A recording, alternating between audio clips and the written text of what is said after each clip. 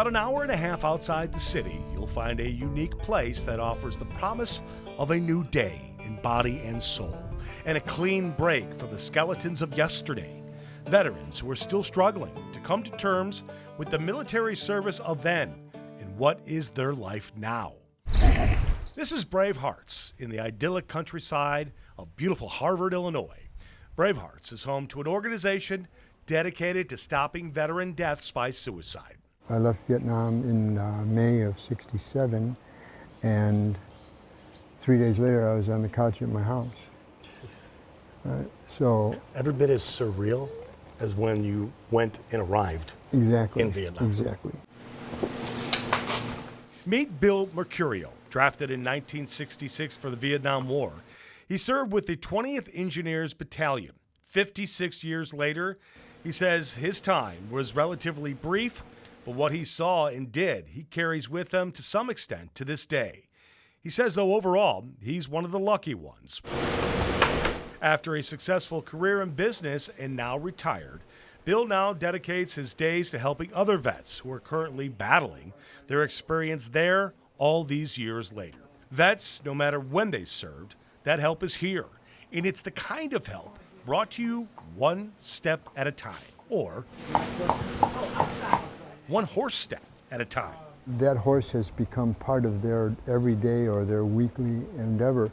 When we have someone who is in that particular situation, in a lot of instances, they request more time with the horse, more time coming out to the barn, because they feel that that's a place that's very comfortable for them. And it's, for most people, a safe haven. Formed in 2002 by a small group of veterans and their families, Brave Hearts uses equine therapy to help leave that darkness behind and welcome the long-awaited spiritual sunshine of a new day. Operation Mustang, as it is called, has served thousands of vets over the years, but there is always somebody else in need. The key is to get that vet to ask for help. Once that hurdle is cleared, the odds of finding better mental health often follow. They can see 160, they can't see 180. As a veteran relations coordinator, Bill has a quiet, steady hand, comforting way about him. Okay, now you're set. So I'm gonna grab your, put your foot in this. As he acclimated this amateur to horse riding and teamed me up with this handsome fella, Winston, an 11-year-old majestic creature. Then range forward and tell him walk on. Walk on. Give him a little tap. There you go. At Brave Hearts, riding sessions and care and counseling are free. To raise awareness of this cause, they do what is called a Trail to Zero ride. Here they are in New York City several years back for the inaugural ride. We can bring awareness to the suicides that are being done, that are happening around the country. That was in 2017. Our first ride was in New York City. We had a wonderful response. This year's Trail to Zero is in France to mark D-Day. Trail to Zero means trying to reach the goal of zero suicides.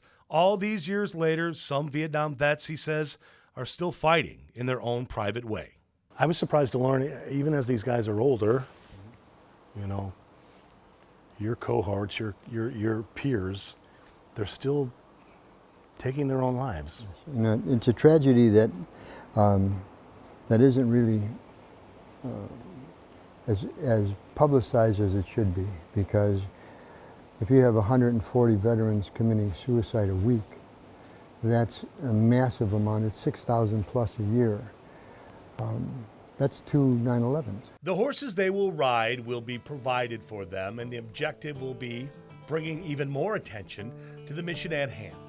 Helping America's vets alongside some of the most beautiful and noble four-footed animals ever in existence. It's going to be a wonderful honor to be able to ride there, but it's a bucket list for sure. Together, navigating the Trail to Zero. Patrick Elwood. We can bring awareness to the suicides that are being done. WGN News.